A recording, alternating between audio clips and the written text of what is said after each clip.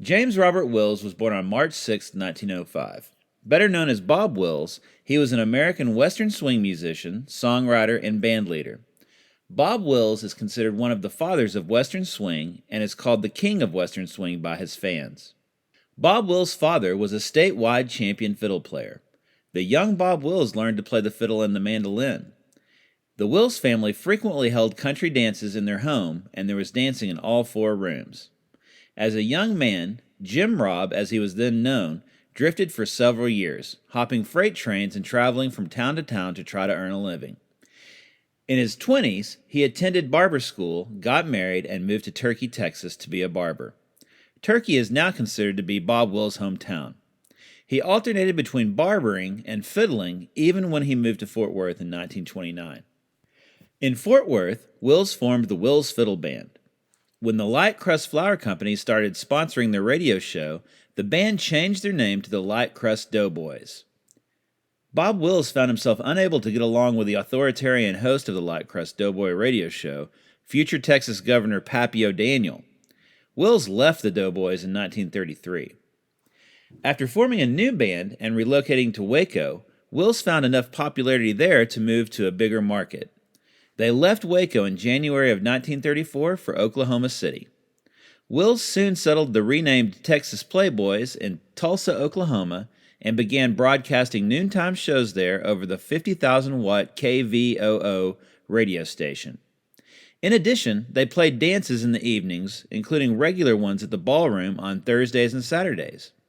By 1935, Wills had added horns, reeds, and drums to the Playboys. The band became the first Western swing superstars.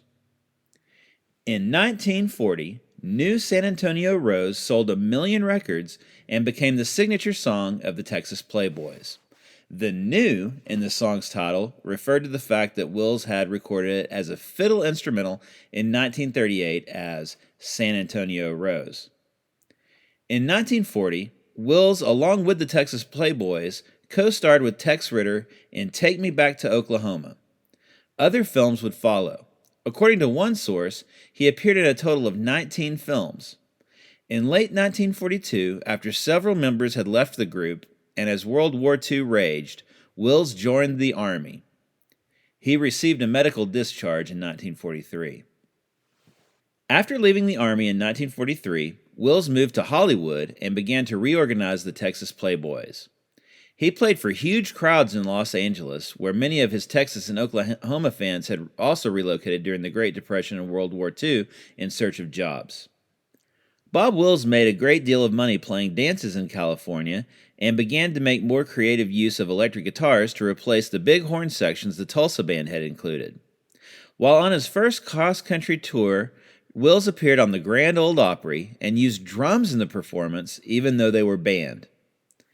In 1947, he opened the Wills Point nightclub in Sacramento and continued touring the Southwest and Pacific Northwest from Texas to Washington State. While based in Sacramento, his radio broadcasts over the 50,000-watt KFBK were heard all over the West. Wills and the Texas Playboys played dances throughout the West to more than 10,000 people every week. In 1950, Bob Wills had 2 top 10 hits, Ida Red Likes the Boogie, and Faded Love. After 1950, radio stations began to increasingly specialize in one form or another of commercially popular music. Wills did not fit into the popular Nashville country and western stations, although he was usually labeled country and western. Neither did he fit into the pop stations, although he played a good deal of pop music. He was not accepted in the pop music world. He continued to tour and record through the 1950s and into the 1960s, despite the fact that Western swing's popularity, even in the Southwest, had greatly diminished. Bob could draw 1,000 people on Monday night between 1950 and 1952, but he could not do that in 1956. Entertainment habits had changed. Even a 1958 return to KVOO, where his younger brother, Johnny Lee Wills, had maintained the family's presence, did not produce the success he hoped for. Wills kept the band on the road into the 1960s. A 1969 stroke left his right side paralyzed, ending his active career. During his recovery, Merle Haggard, the most popular country singer of the late 1960s, recorded an album dedicated to Wills, which helped spark a widespread Western swing revival.